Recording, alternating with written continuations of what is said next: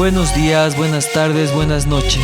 Ha llegado un enjambre de palabras, el podcast dedicado a la lectura de textos indispensables que nos ayudan a ubicarnos un poco mejor en este mundo sin sentido. Sean todos bienvenidos y gracias por su atención. Ya, buenos días chicas, chicos, chiques. Hoy día les voy a hablar del libro En el corazón del sentido, específicamente analizando el manejo de la categoría afecto. Este es un libro escrito por el autor Alexandre Surrales.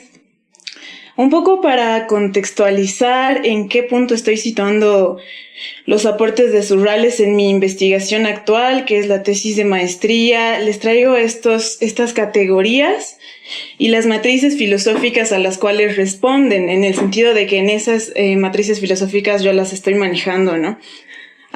Conformando así lo que es un amplio marco teórico.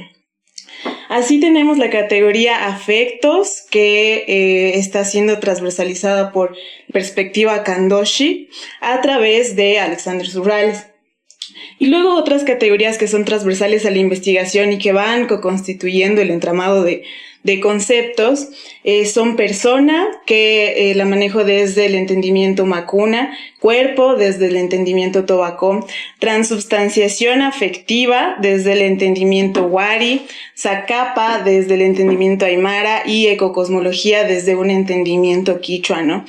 Todas estas categorías emergen sobre todo de material etnográfico, que si bien tienen autores como principales, digamos, es decir, los antropólogos que han estado trabajando con estos pueblos y han levantado el registro etnográfico, yo lo que sostengo es que este conocimiento no es de estos individuos en sí, sino que pertenece a matrices filosóficas de conocimiento muy antiguas, que pueden ser delimitadas por entornos culturales como Wari, Aymara, Quichua, Kandoshi, Makuna, Tobacco.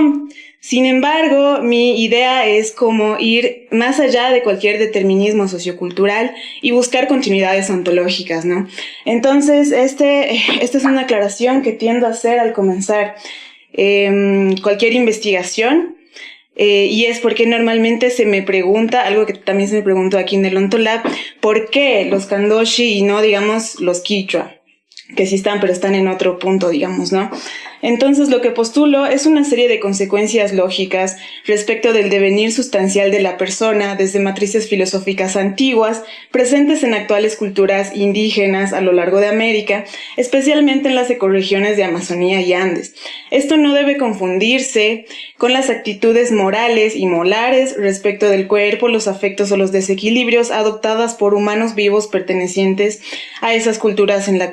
Entonces lo que vamos a hacer ahora es básicamente una revisión de la categoría afecto, ¿no? que estoy considerando para tanto mi marco teórico como metodológico dentro de la tesis. En ese sentido les traigo una serie de citas que van desmenuzando un poco la forma en la que está entendiendo el pueblo Kandoshi lo que sería el afecto. Las relaciones son únicamente tensiones generadoras del proceso de estructuración que, dado su carácter presignificativo y por consiguiente no cognitivo, solo pueden ser de orden afectivo. Una pasión que es el fundamento de la estructura, en este caso la predación. Se analiza la predación en tanto pasión. Ahorita vamos a ver cómo y por qué. Las relaciones sociales entre los Kandoshi se basan en una ideología predadora que considera la captura de las personas, de las sustancias y de las identidades del otro una condición para la reproducción del grupo local. Este es el esquema que les había mostrado la otra vez, que parece complejo, pero realmente tiene mucho sentido porque unas cosas van a ir explicando las otras. Entonces todo comienza en el corazón Magish, que es el lugar donde residen las actividades sensitivas y cognitivas, es donde se producen las deconstrucciones en proceso escatológico, es su nexo entre el sujeto y el entorno, es la sede de todas las actividades subjetivas e intelectivas, es el lugar donde residen todas las actividades psíquicas, afectivas e intelectuales. A través de la potencia del latido se puede dar cuenta de un movimiento diastólico, que es el que mantiene el equilibrio del conjunto de los elementos constitutivos de la persona. Se diluyen así dicotomías como yo, otro, individuo, sociedad, interior, exterior. Emerge la categoría de volición que está fundamentalmente motivada por el corazón. La volición en ese sentido es el centro que dirige los diferentes elementos constitutivos de la persona. El corazón hace que como la persona se trascienda a sí misma por inercia. Esto puede pasar a través de continuidad sustancial de los organismos.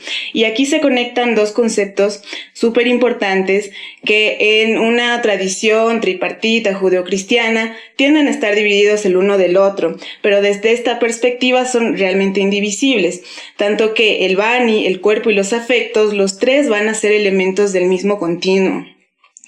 Así el bani, que también se encuentra en la sangre, es como el principio anímico.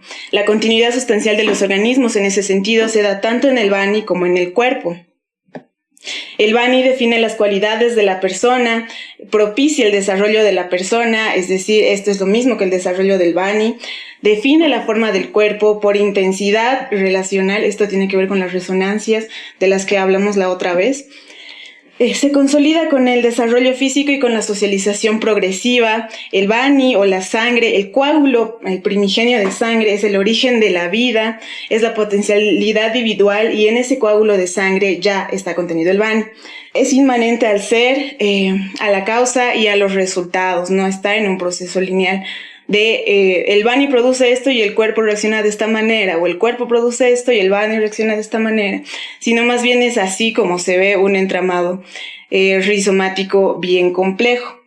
Volviendo al corazón, es la ontogénesis, es el núcleo desde donde se desarrolla el cuerpo, es una entidad física reguladora de la vitalidad y del metabolismo, es el verdadero centro del ser humano y de los demás organismos vivos, es el elemento de unión de todos los constituyentes de la persona. Es el centro perceptivo, es la irrigación del cuerpo, es el termorregulador del cuerpo, es el centro que dirige a los diferentes elementos de la anatomía. A través del corazón se da el condicionamiento de la intersubjetividad de existentes. Esto es lo que propicia lo que yo conceptualizo como individualidad. A través del corazón se da la estabilización del pensar. Los orígenes de los estados de ánimo se encuentran en el corazón y el corazón es el que dispone del actuar en los estados de hecho. ¿Se acuerdan que el Surreales divide en tres, digamos, devenires de acción las cosas? Que es los estados de ánimo, los estados de cosa y los estados de hecho. Bueno, el corazón es un dispositivo de clasificación de los seres vivos basada en la etología de los organismos y es por eso que me interesa particularmente la perspectiva Kandoshi del afecto. Que va a ser diferente a la perspectiva Makuna, que va a ser diferente a la perspectiva Aymara, pero me parece que la Kandoshi tiene como un nivel de complejidad y profundidad que me resulta pertinente a las cosas que he ido experimentando a lo largo de la investigación. A través del corazón se da el acto de sentir y percibir, pero como disposición hacia otro, ya no como experiencia íntima del sujeto. Aquí se diluye el sujeto, se diluye la dicotomía interior-exterior y aquí tienen sentido los conceptos que habíamos revisado acerca de extroceptividad y interoceptividad, ¿no? Que empieza a jugar con los términos despliegue y repliegue. La extroceptividad sería el despliegue, mientras la interoceptividad el repliegue. La extroceptividad se va hacia la conjunción de cuerpos semejantes, mientras que la introceptividad hacia la conjunción de cuerpos disímiles. Pero en realidad ya no se entendería como despliegue y repliegue porque el movimiento ya ha diluido la dicotomía exterior-interior. En ese sentido, para los Kandoshi, o al menos como Surreales lo entiende, el afecto va a estar constituido y constituyéndose por estos 5 elementos, ¿no? Las emociones, los sentimientos, las sensaciones, las percepciones y las cogniciones. Todo ello está dentro de o a través de enraizado y rizomáticamente entrelazado con el afecto, ¿no? Esto es el afecto. Aquí se empieza a dibujar un paisaje epigenético en el cual, por ejemplo, el medio y el yo también se empiezan a diluir. Algunos de los afectos que a mí me interesan en particular para la tesis, porque estoy investigando sobre desequilibrios afectivos, son estos, ¿no? El corazón furioso, el corazón impuro o afligido, el corazón alegre, el corazón dulce, el corazón curado, el corazón preocupado, el corazón que relampaguea, el corazón que sigue o seguir con el corazón. En este punto también se diluye la dicotomía objetivo-subjetivo, por eso ya no estamos hablando en sí de intersubjetividades, sino de conexiones que van trascendiendo la sujeción, digamos, ¿no? La interiorización de un ser dentro de una cáscara, no, eso ya no existe. Y a través de la búsqueda del equilibrio de estos estados del corazón, se puede llegar a vivir la vida con voluntad de vivirla, a vivir una vida consciente de sí misma y a través de un dominio de la realidad, una especie de ser sí mismo. Esto está relacionado con el devenir persona, que al final devenir persona solo es la confluencia de potencialidades de vida en fluctuación. Esta confluencia se da por resonancias, por discrepancias, por movimientos, por estancamientos, por flujos equilibrados y desequilibrados. En ese sentido, el cuerpo o Banotsi es una comunidad sustancial de toda la materia y de ello se puede dar cuenta a través de elementos como la temperatura, el olor, la intencionalidad y sustancias primordiales como la sangre, el semen y el nombre.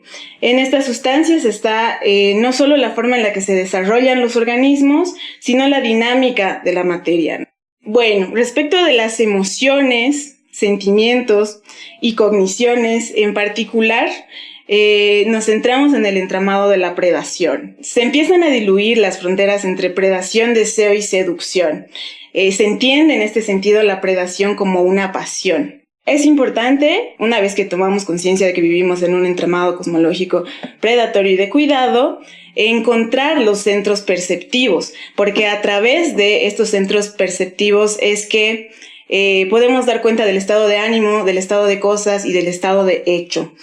Estos centros perceptivos son una extensión ocupada o una intensidad irradiada, otra vez haciendo un juego de movimientos entre el despliegue y el repliegue, cosas que se van juntando, expandiendo, contrayendo, dilatando, etcétera, ¿no? La predación se da por oposición a la reciprocidad e intercambio de bienes. Es una exacción, no se ofrece compensación por lo tomado. Es endocanibalismo pasado por exocanibalismo del otro, porque ya hemos diluido la frontera yo-otro, ¿no? Esto está en un entramado complejo de don y deuda, y es aquí donde pueden emerger desequilibrios afectivos, ¿no? Entonces, la extensión ocupada e intensidad irradiada va a ser el estado de ánimo, el estado de cosas y el estado de hechos, que ya no hay una frontera entre estos tres elementos, sino más bien una fluctuación como porosa, entretejida, ¿no? Aquí emerge la obligación de dar en función de evitar una pérdida mayor como la salud o la vida. Y aquí está todo lo que se refiere a desequilibrios, enfermedades, padecimientos, etc. Bueno, el afecto para Surrales y extraído de filosofías Kandoshi es desarrollado dentro de su apartado de estados de ánimo, ¿no? Aquí el paradigma de la domesticación constituye para los Kandoshi la base de todas las relaciones afectivas. En este sentido, afecto ya no expresa una vida subjetiva, coartada del mundo, sino al contrario, la presencia de lo demás en sí mismo. Por eso hablábamos de cuando puedes tocar otra cosa, otra persona, y reconocerla como ti mismo, y al mismo tiempo puedes tocar otra cosa u otra persona y reconocerla como otro. Que tiene que ver con la resonancia, los sistemas corporales, afectivos, anímicos, ¿no? Aquí se diluye la frontera entre el deseo, la seducción, la predación y la alimentación. La amalgama que hace el corazón frente a facultades cognitivas y de percepción de las sensaciones, de las emociones, se extiende de hecho al conjunto de todas las actividades subjetivas. Así es que llega a estas 5 categorías que un poco intentan reflejar lo que sería el afecto, ¿no? Percepción, sensación, emoción, sentimiento, cognición. Algunas lenguas poseen un solo nombre y por lo tanto una localización única y exclusiva de toda la vida subjetiva. Estos son los centros perceptuales. Otras poseen 2, 3 o varios. Hemos hablado de esto en la anterior sesión acerca del Chuyma, acerca de los órganos superiores. lo que denota una mayor sofisticación conceptual en lo que se refiere a la interioridad, entre comillas, ¿no? Los comportamientos afectuosos que conllevan contacto físico son excepcionales. Esto es interesante entre los Kandoshi. Me parece interesante porque también lo encontré en las comunidades quichua en las que pude hacer el trabajo de campo. Solamente los niños más pequeños de la familia son objeto en público de caricias por parte de sus progenitores, y esa es la única relación de afecto que entablan. En este sentido, la volición es el acto por el cual el sujeto ejerce su voluntad y es por lo tanto causa del movimiento. El amor se diluye entre el domesticar y el representar el mismo principio, ¿no? Amar y pensar no es semánticamente pertinente a la lengua Kandoshi y tampoco es concebible para los que lo hablan. Una distinción, ¿no? Luego, entre modos afectivos que sí se van repitiendo en diferentes matrices filosóficas, son las relaciones afectivas con los muertos, ¿no? Así, el cariño por los muertos, diluye la frontera moral entre la vida y la muerte. Se puede tener afecto negativo hacia los muertos, lo cual también va a devenir en desequilibrios, enfermedades, problemas, no solo a nivel corporal de personas, sino en toda esta maraña interconectada ecocosmológica, ¿no? ¿Por qué? Porque el afecto negativo va a generar almas errantes. Las almas en este sentido son los muertos, ¿no? No es alma de sentido judeocristiano, es el muerto, el humano no vivo que está errante.